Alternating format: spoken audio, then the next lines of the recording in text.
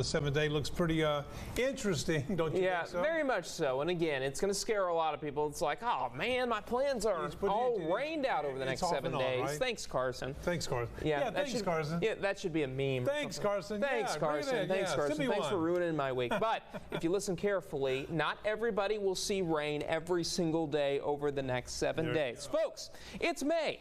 This happens. We do see quite a bit of showers and thunderstorms in the area, especially when we get to a time of year where it's real humid, it's real warm. That tends to lead to rain in the afternoon, and that's what I expect here over the next couple of days. So here's Live Viper radar.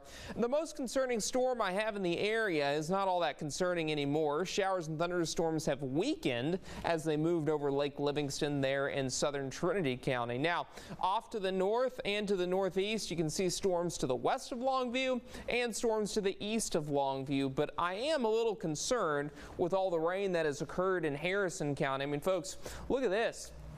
Radar estimates anywhere from about 1 to 3 inches of rain. Marshall, we just got a report out of there, about 1 1/4 inch of rain. It was raining there only for about 2 hours. So these storms we're going to see over the next couple of days will likely produce some locally heavy rainfall, which is why we need to keep our weather wits about us when we're driving to and from work or somewhere else, because that could pose a flash flood threat. Now, severe weather threat beginning to wane, but if we do see more thunderstorms, it's mainly the strong winds and hail that I would be concerned with.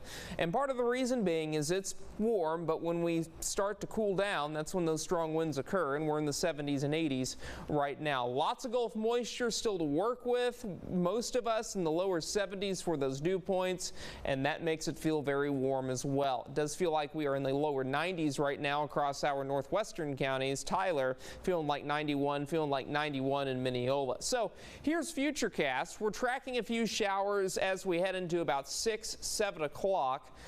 Off to the north, but those begin to weaken by 9 o'clock. We should be good from the weather tonight. So if you have those plans after 7, I think you're going to be okay for about 80% of the area. But as we head into early tomorrow morning, maybe some drizzle, a light shower or two in deep East Texas. But as we head into tomorrow afternoon, we kind of repeat the process that we've been repeating over the last 3 or 4 days, with more storms developing at the peak of tomorrow's daytime heating, and then the storms kind of wane a little bit later in the evening around 8, 9 o'clock, but we do have additional showers and thunderstorms on the way for your Wednesday. 70, that's your low temperature tonight. A 30% chance of showers and thunderstorms before midnight tonight, and then high temperatures tomorrow afternoon, almost exactly where they were today, so we will be in the middle to upper 80s for most locations across East Texas. Now, the good news is I don't have any 90s in the forecast, especially if we do see rain over the next several days.